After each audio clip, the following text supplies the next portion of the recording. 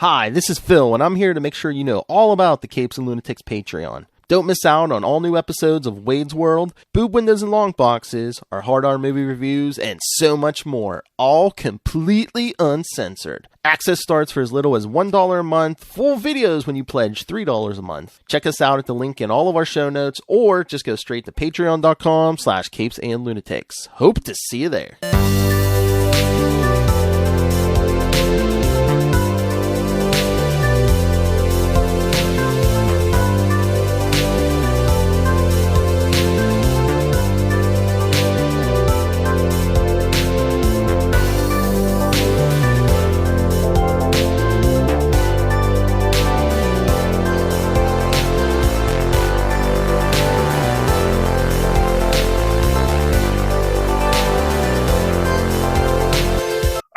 Ye hearties, and welcome once again to Full Stream Ahead. I'm your captain, Charlie, the Professor Esser, and with me as always is me skinny rich friend. It's Mozz. Arg. Welcome, Mozz, and welcome once again to Full Stream Ahead. Tonight's episode, we are reviewing Season 1, Episode 5 of Invincible. That actually hurt. Feeling confident in his new abilities, Mark risks a team-up with a local villain to take down a crime lord while simultaneously juggling school and a new relationship. Our director this week is Jeff Allen. Robert Kirkman, of course, gets our created by credit, screenplay by Christine Lavaff. Christine Lavaff also gets our written by credit. Ryan Otley gets a co-creator and writer credit this week, along with co-creator Corey Walker. All right. Let's see here. Oh, I'm trying to remember how this episode begins. It's with the rock guy, right? What's his name? Right. The sandstone guy. What's his name? Yeah. I can't think of his name. Yeah. But Titan. His name is Titan. Right. But played by Mahershala Ali. Oh, really? Titan. Yes. Wow. Mahershala Ali. Obviously, you know who that is. Yes. So he's what was his name? What was his name? Something with a snake. It was a name of a snake, right? Mahershala Ali in what? He was in Iron Fist. Well, wasn't it Iron Fist? Yeah. No, it was in the other one. Oh, yeah, he was in Luke Cage. Luke Cage. He played Cottonmouth, Cornell. Cottonmouth. I knew it was a snake. Yeah. Cottonmouth, Cornell. Yeah, well, there we go. So he was also in True Detective. He's got his credits, man. He's also going to be Blade.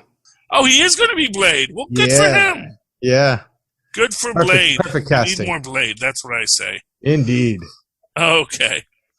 Get this. There we go. And to get that expanded back out. All right. So, we have this guy. He's busting up stuff. He goes to our runs some gamuts. We do see that he's got one guy that he decides not to kill, which maybe is a mistake. Right. But he sees he's got a family, and of course, so does Titan. Yeah, it's like you were just there. You have sympathy for somebody in your situation. Well, it's interesting because there's a lot about him that seems like he's got a bit of a moral compass. Like when he trashes the house, he gives the people cash. Yeah. And he wants his daughter to look up to him. And when he completes his score for the robot guy, gives him the special computer chip, the guy, basically says, what are you going to do? You are a supervillain now. That's your job. And you can pretend like it's not. Yeah. But this is always going to be what you need to do. So that is kind of the sad aspect of it. Is like, he does present that thing, and he goes to or he's hyper aware of the ground he's laying, the track work he's laying. He's got to leave that guy alive so the legend has a mouth to be spoken through. And he does those sort of things so people that are really poor will still have some sort, like Pablo Escobar used to do this, throw parties in the slums and whatnot, to make everybody a fan of his that were in the slums, and they would never give him up. Yeah. And so those sorts of things. What if it could be calculated, is all I'm saying. Well, I mean, it could be a lot of things. Although the guy with the machine head, I think is machine head.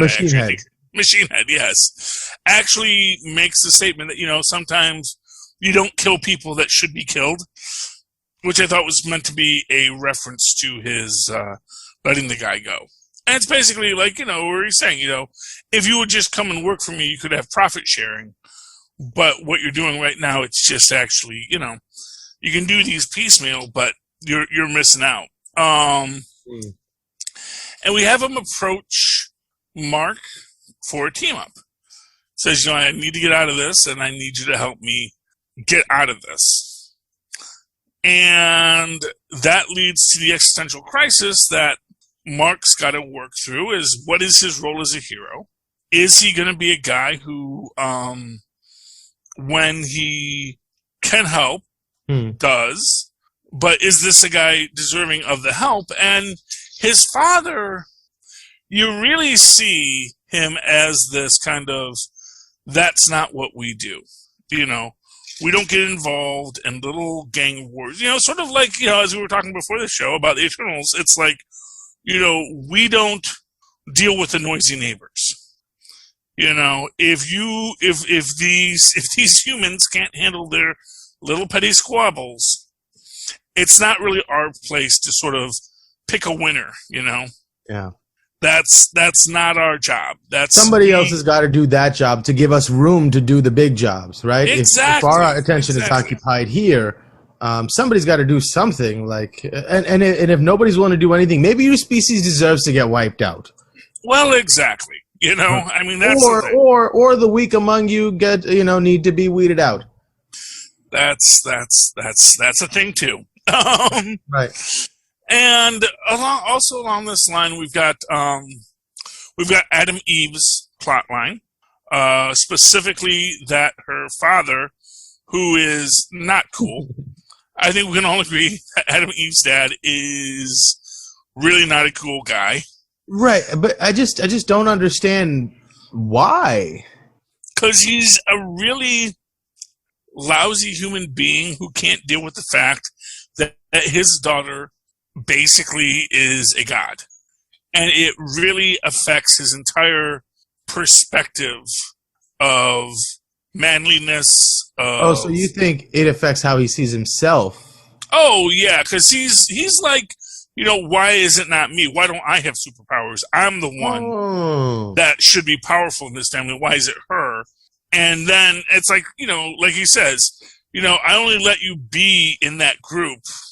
And again, the idea of I let you be in that group. It's such an absurd concept because she can rearrange molecularly matter. Like, why doesn't he say, hey, can't you make me a big pot of gold? Can't you, conjure up a giant diamond or something? We could be rich. Why? It's just amazing to me that his mind hasn't gone to that. That would affect how he sees himself as a man. No, but you could say okay, I'm going to tell the whole world I'm, whatever.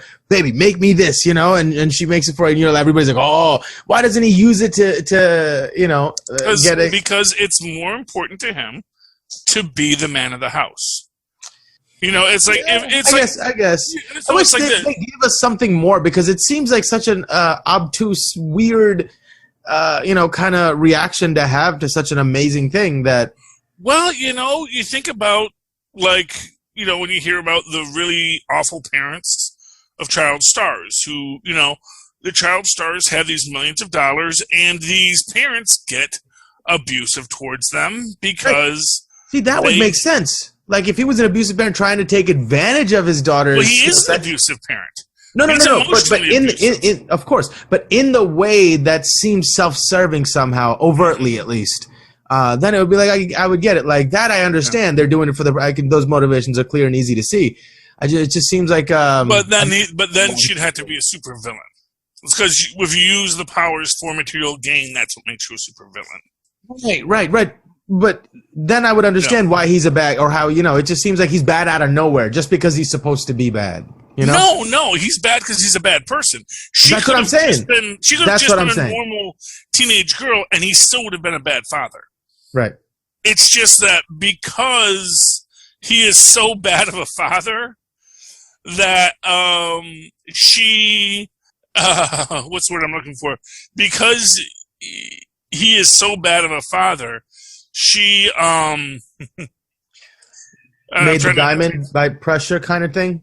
No, it's he's a bad father. He would have been a bad father regardless. Right. But because she has these powers, he is even worse of a father. And like I said, it doesn't matter that he's not physically abusive; he's emotionally abusive, and you can see he's very emotionally abusive to his wife. He keeps his wife down, crushes her spirit, and that is the idea that he has towards his daughter, which is, need to crush honestly, your spirit. I'm amazed she hasn't walloped him once, at least. Well, because that would make him no better than him. That would make her no better than him. Is the idea? It arguably would. It's like she. And you think about it. You think about it in the way that a guy like Nolan Grayson approaches these things, or the way Mark Grayson has. Sure, he could go smack people around, but what would be the point?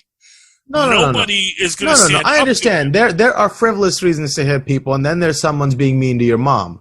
Well, you know what I mean? Except that, and for what it's worth, her mom is an enabler for this abusive father. I understand that. You think that makes a difference? It makes a difference in the sense that if I have the power to create a giant pink energy fist out of the sky, and someone lays a hand on my mom, I don't.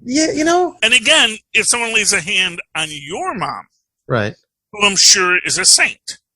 And that's the difference. That's the difference that we're in here. We're in this person who is a better human being and who has this abusive parent. Right. And it's how she is working with this horrible parent. And yes, she could squash him like a bug. And eventually she just does. She rearranges the door in the house. Now you can't leave. Don't tell me I can't leave this house. You can't leave this house. Yeah. And that's the point of it, is that she is more powerful than him, and that's what makes him mad. That's why he said he only allowed her to be on the team because she was with Rexplode, who is just basically the same kind of guy, just a complete and utter misogynist. I wonder if he sees her still as somehow helpless because he's incapable of seeing her as more. No, I mean maybe it's just a super, when you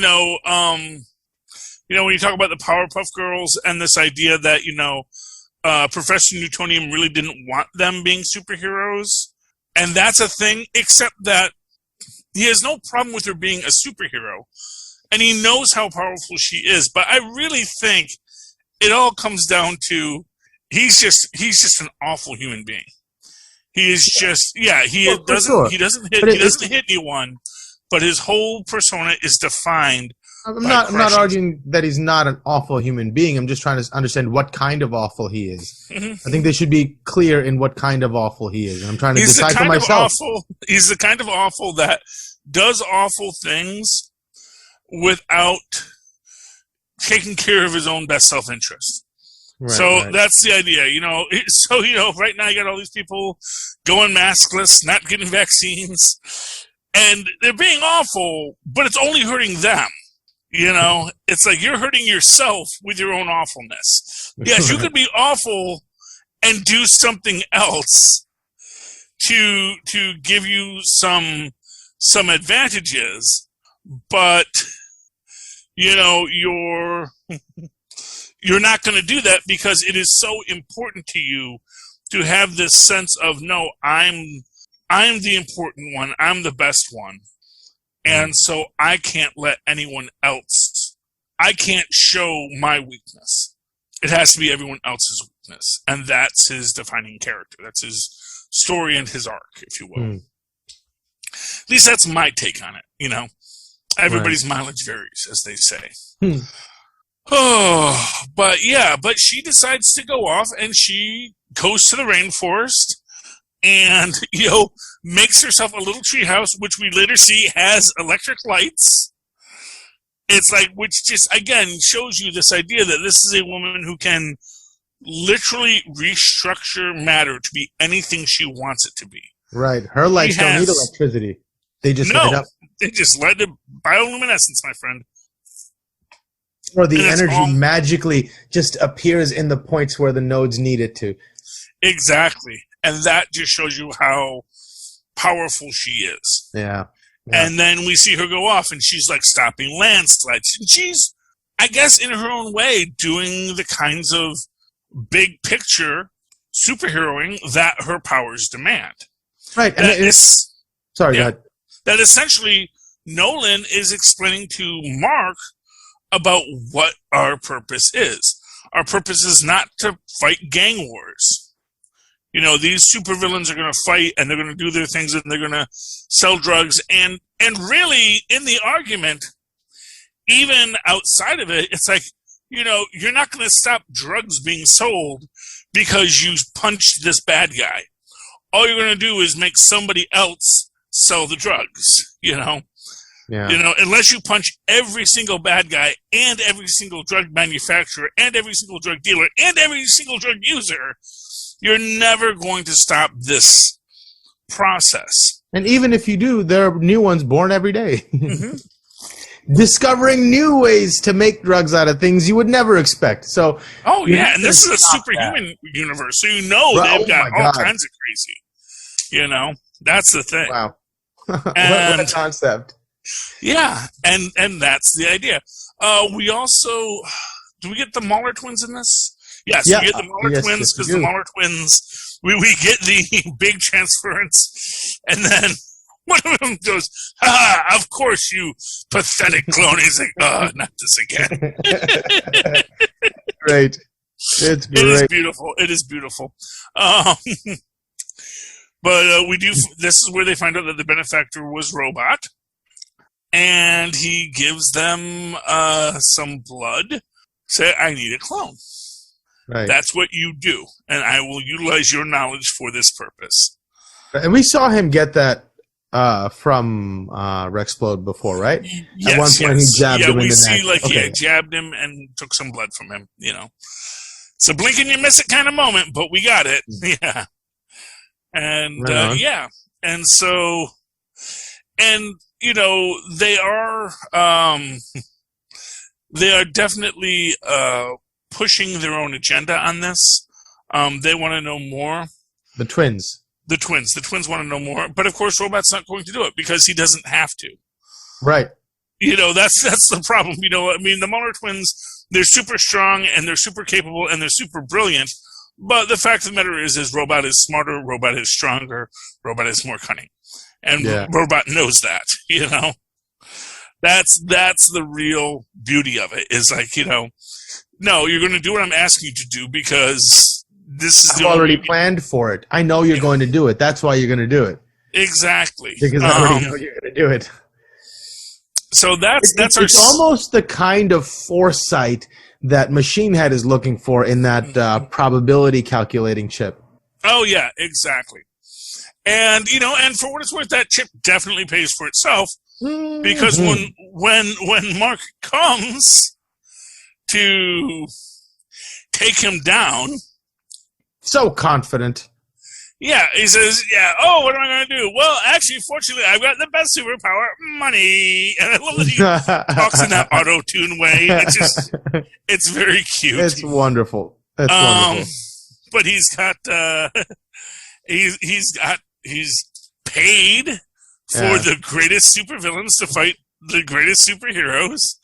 And yeah, this was great because I had no idea what to expect, and it's like so many times this show, completely takes you out of left field, and you're like, wait, I did not see that coming. And to be able to constantly do that, they lull us into this sense of security because Invincible is invincible, like he's taking this and he's taking that, and then all of a sudden you're expecting certain things to happen. The battle's turning the other way, and you're like, okay, how are they going to turn it around? How are they're going to turn it around? They're going to turn, here's where and then every turn they're just getting beat and outthought, and someone's 2 steps ahead of them, and they're taking more and more damage, and you're like, when is this going to turn around? And eventually you're like, who is this Battle Beast guy? They've never introduced him. They never talked about him. There was no celebration as he got here. And all of a sudden, he's beating up the main guy and, like, everybody else on the team handily. And then he is, like, to the point where he just gets bored and leaves. Who is this guy? It's like, what a concept. What a crazy moment. Well, the thing about this is, what is really impressive about it is that, quite frankly, okay, don't make a mess. What's impressive about it is this is a guy who just beat up a Viltrumite. Like, just totally owned him. And his only thing was, I'm here to find battle. I'm here to find someone that can stand up to me. It would have been really interesting if he had actually come in contact with Nolan Grayson. And I think that's why Nolan kept his distance. He's like, I do not need this problem right now, which is such an interesting point that Nolan is standing there going, let's let this play out. If I need to get, okay, he's all right. Man, he was angry, but there was probably a certain measure of, I don't need this right now. Well, exactly. That's the idea, is that it is, I don't need, and really that he doesn't want to engage it. Mm-hmm. Because, sure. Okay, you're not having the cereal? That's fine. Enjoy the muffin. And it's an important opportunity to teach the little kid a lesson. Mm-hmm. Well, because when I'm first watching, I'm thinking that's what it is. He's just says, Let the kid learn his lesson. Let him realize that this was a stupid idea.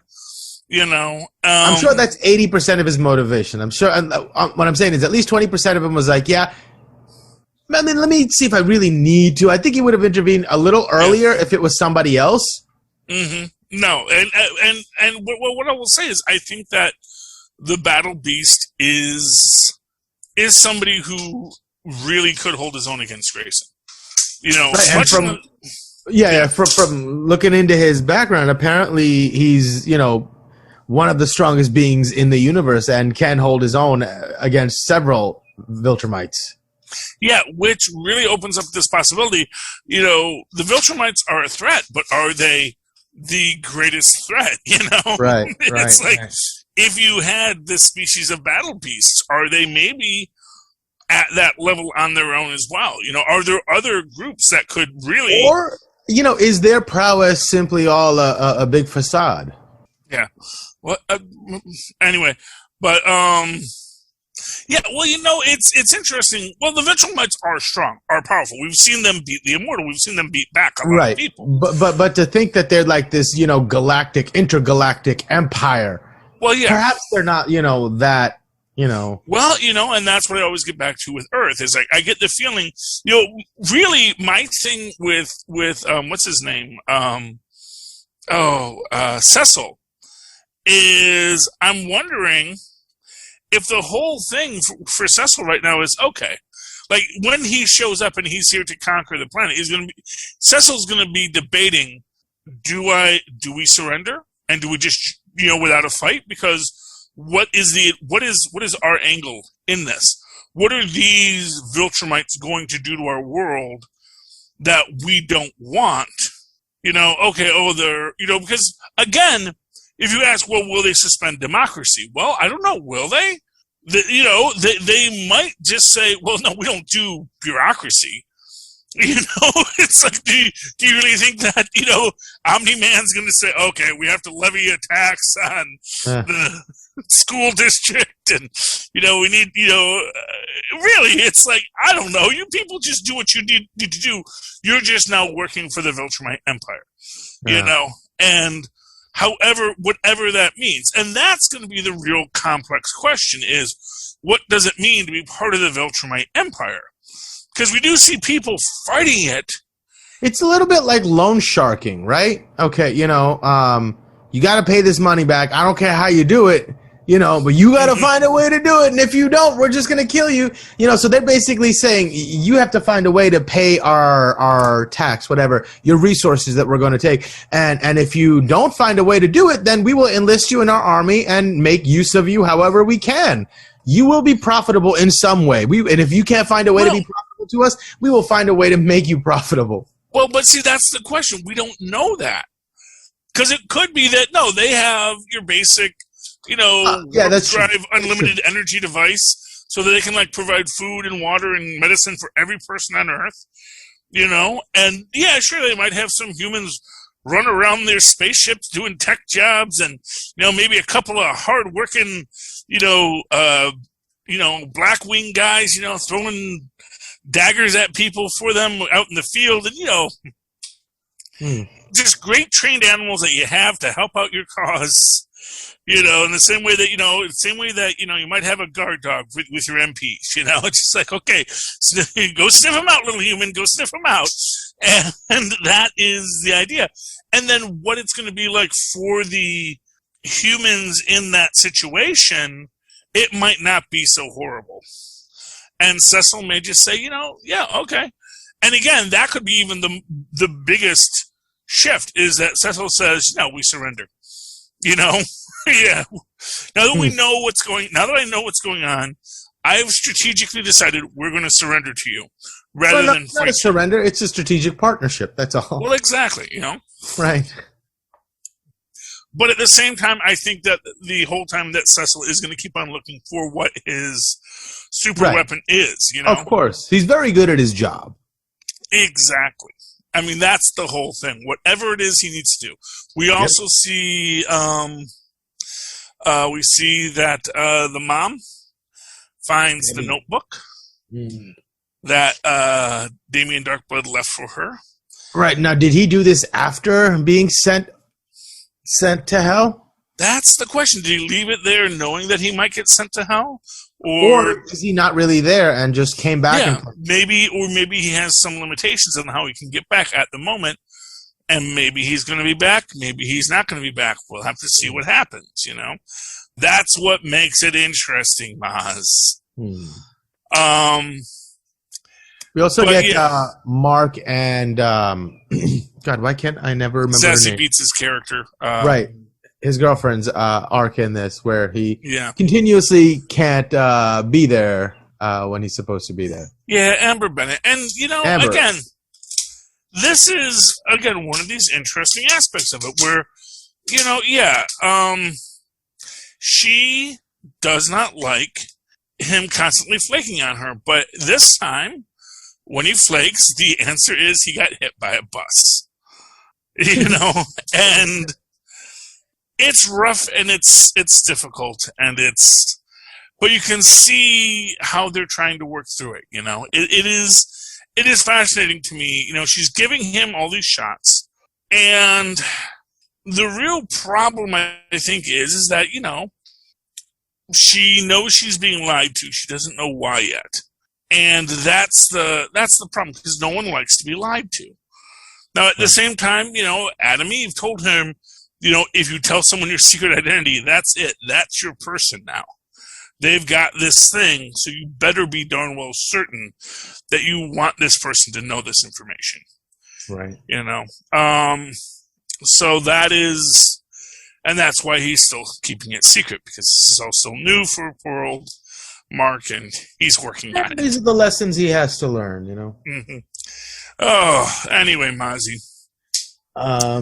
So do we get at the end of this the reveal of Robot's plan? We get no, that. well, what we get this is the backup plan from our Mauler brothers. Right. Which is they come across the young guys who have found the Immortal's real grave and are digging him up so they can drink from his skull and gain his immortality. Which, you know what's funny? one of those kids is the son of the security guard from the first episode. Oh, it is. Yeah, I didn't even realize that. He genuinely is a bad seed, you know? Yeah. Oh, my. Isn't that always the way? And So that was pretty cool. Yeah. But, of course, the Mahler brothers say, don't believe everything you read on the internet. And then they take the body. And we'll have to see what happens next episode. And actually, next episode is our Let's Go to College episode. So we'll talk about that then. That's a good one, too. Any final thoughts on tonight's episode, Mozz? No, it was a really good one. And I wish we got more Battle Beast. Yeah. That was, and I want to know more about his story. I think we'll get more Battle Beast. Because eventually Battle Beast, he's looking for glorious battle. Yeah. And if there are Viltrumites here, those are supposed to be people say these are good warriors. Let us see. Yeah. So we will see what I'm sure we'll see Battle Beast again. I don't think he is going to give up anytime soon. And remember, he is fighting an adolescent Viltrumite here. Yeah, a juvenile. A juvenile. So it's possible a fully grown Viltrumite might give him more of what he's looking for. Yeah. Although, when you think about it, it makes sense. If you're a species that can survive just about anything, that immortality could become grating. That can become what? Grating. Oh. Bothersome. Annoying. Because it's like, I cannot die. And what is the purpose of life without glorious battle? But what is the purpose of glorious battle if there is no risk? Right. So I do think we will see more of the Battle Beast before too long. Oh, anyway. So, Mozz,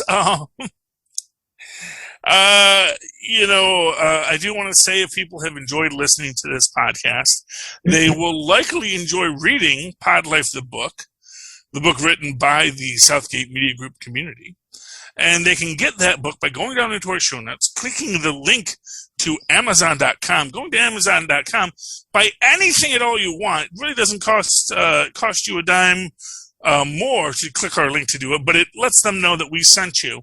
And while you're there, you can buy that Pod Life book, either in digital or paperback, for your enjoyment. And that is a book written by the Southgate Media Group community, telling you why we podcast, how podcasting saved our lives, how podcasting gives us a purpose moving forward, or at least how podcasting makes us happy.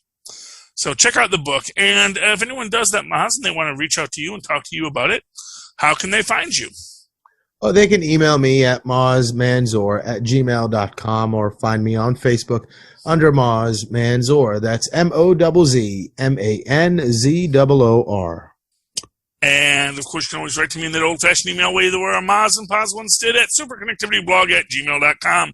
That's superconnectivityblog, all one word, at gmail.com. Of course, follow me on the Twitter as I live tweet things like Legends of Tomorrow and possibly Loki, because there is going to be a whole Disney live tweeting thing going on. I got to find out exactly what time we're doing that. But if we do, it'll be at Charlie Esser. That's CHARLIE. ESSER. Look for the two E's in the middle. For what? For quality. Thank you, Mozz. All right, you filthy landlubbers, you've made it through another episode sailing the bounding main of the internet and its streaming content. Tune in again next week when we once again sail full stream ahead. Arr.